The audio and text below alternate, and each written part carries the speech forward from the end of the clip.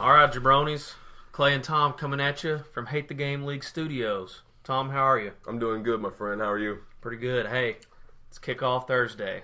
No doubt. I'm ready. We've got the Patriots versus the Steelers, week 1. It's going to be epic. I think it's going to be good. I'm ready to see what my team's going to do. And your boy Tom Brady's playing. Hey, save Tom Brady. No 4-game suspension. Let's do this. In other football news, Hogs kicked off last weekend. They did pretty well. They did pretty well. Dominated UTEP. I'm really not going to follow the Hogs too much until week 4, Texas A&M. I'm not really looking for them to lose or even come close to losing against Toledo or Texas Tech. So, Tom, what are you really looking forward to this year in fantasy football? I put together this squad. They just seem like total domination. I'm going to run through Luke in week 1 and just go from there. I mean, Marshawn Lynch, I want him to just beast mode everybody that I go up against.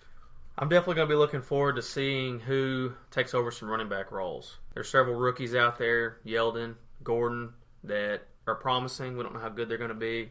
I also always love the parity in the NFL year to year. It seems like there's always a team that will surprise everybody. Sure. I don't know who that's going to be this year, but I'm hoping it's the Kansas City Chiefs.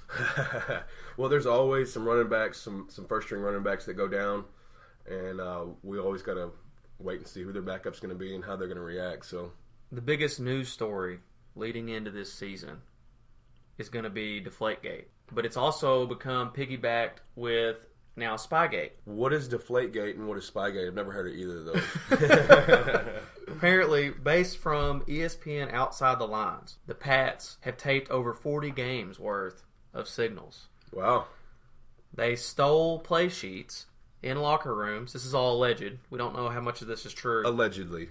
And an anonymous owner from the NFL called the Deflategate suspension on Tom Brady a makeup call. Is that right? Makeup call from the previous violation? Lucky for everyone in the Hate the Game League, I've got Bill Belichick on the phone. Bill, what do you have to say about Deflategate? Yeah, I'll just talk about the game. Any questions about the game? Yeah, Bill, I've got a question. How close are you and Tom Brady? Yeah, I'll just talk about the game. Any questions about the game? Hey, Bill, I've heard that you have multiple sexual partners. Can you comment on that? Yeah, I'll just talk about the game. Any questions about the game? Since you record stuff in the locker room, have you recorded Tom Brady and you in sexual relations? Yeah, I'll just talk about the game. Any questions about the game? Apparently, he's a man of few words. Now there's only one thing left. A Thunder Cookie. Well, the Thunder Cookie this week has got to go to Floyd Money Mayweather. Floyd comes out of retirement to get his 49th win versus a no-name scrub. You know Berto? Have you ever heard of Berto before? I've actually never heard of him. I don't even know if he's that good. I did some research. In his last 6 fights, he's 3-3. That's terrible. That's very bad. Way to come back from retirement, fight a scrub, and then go back into retirement.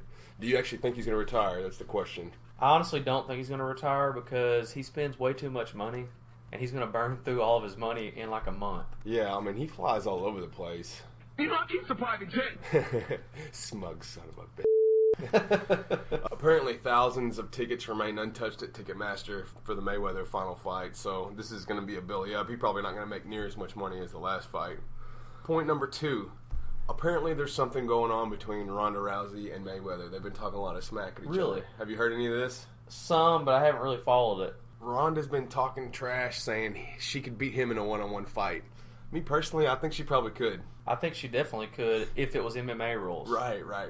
I don't know. She's talked a bunch of trash, and the only thing that he can come back with is, well, how much money did she make last year? That's all he's got. So I did hear where she had a good rebuttal to that by saying that since her last 4 fights only lasted about a minute long, she actually made more per hour than Floyd Mayweather did. Per second or something like that. Yeah, and that was a pretty good comeback. So here's to Floyd. Yes, you are a very technical fighter, but your fights are boring. Your smack talk is weak, and I don't even think you know how to read. Kind of like Cody in our league, according to Josh anyway. Floyd Mayweather, you get a Thunder Cookie. Maybe he'll get about 10 more in the fight.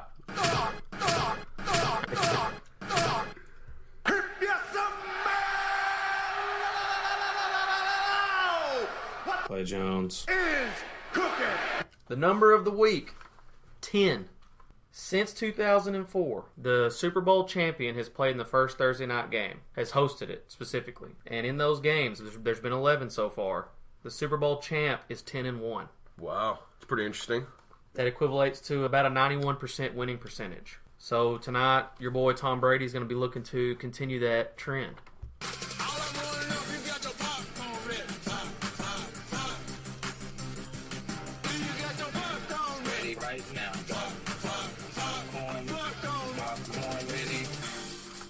That's our soundbite for our new segment. It's not really new. It's the first time we actually are doing it league-related. Weekly Picks by Clay and Tom. Yes, sir. Now, in my hands, I've got what is possibly the greatest piece of sports journalism in the history of sports journalism. It's smack talk, deep insight. It's got everything. I don't know who wrote it, but whoever did was amazing. Well, I do have to say this. This is pretty well put together. And even though it looks like it was written by a fifth grader, it does flow very well. How do you feel about the picks, Tom? You know, there's a couple that I like. There's a couple that maybe is so-so. And I don't know. Let's just run through them. Let's talk about them. Awesome.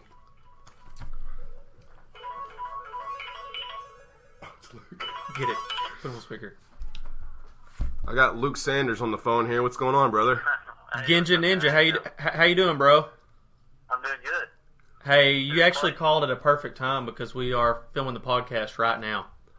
Oh, really? Oh. Yes. Have you seen Tom's promo for week 1? Have I seen Tom's promo? Yes. That's No, I enough. have not. You need to watch it. Wow. Okay. Tom was clowning on you in his promo for week 1 on the Hate the Game League YouTube channel. Yeah, so everybody can see it. Oh, nice.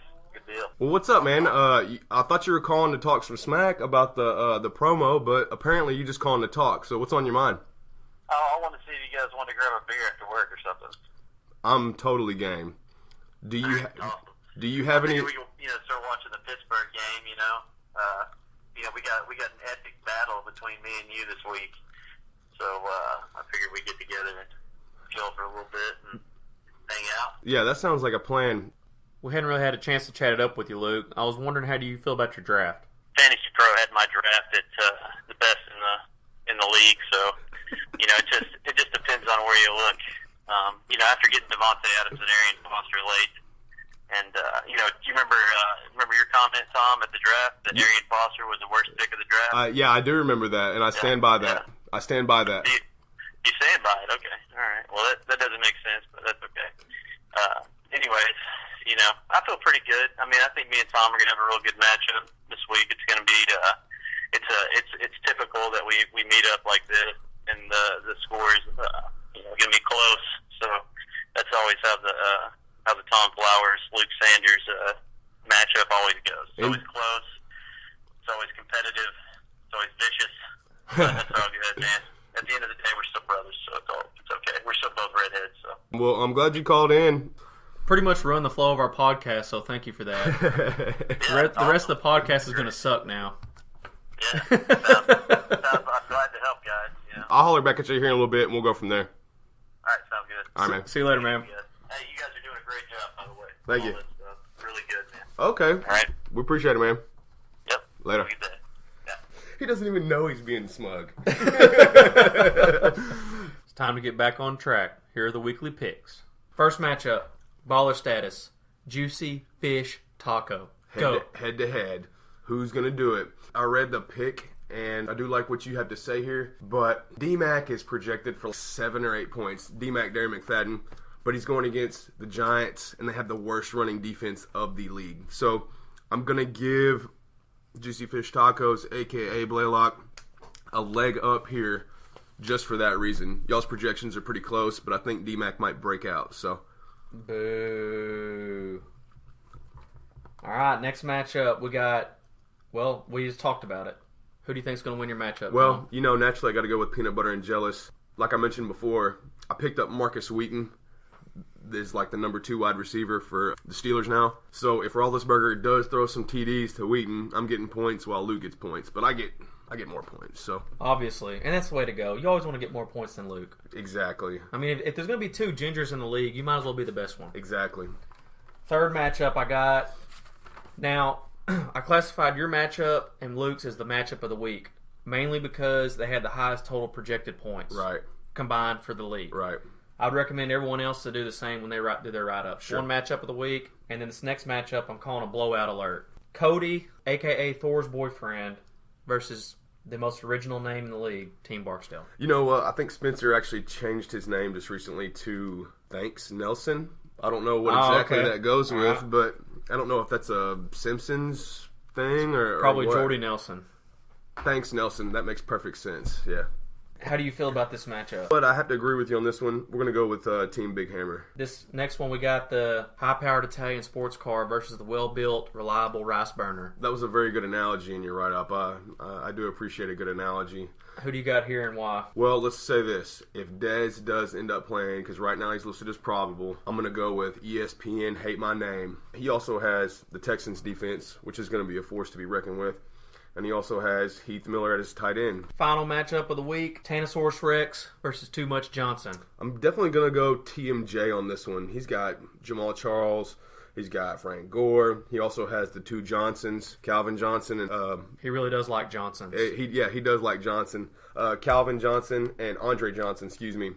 And then you got to follow that up with Gronk. Gronk scores like 17 points a game most of the times. I think he's got the leg up against Tanosaurus Rex. I do like your picks. Most of them are wrong, but I think you did a good effort there.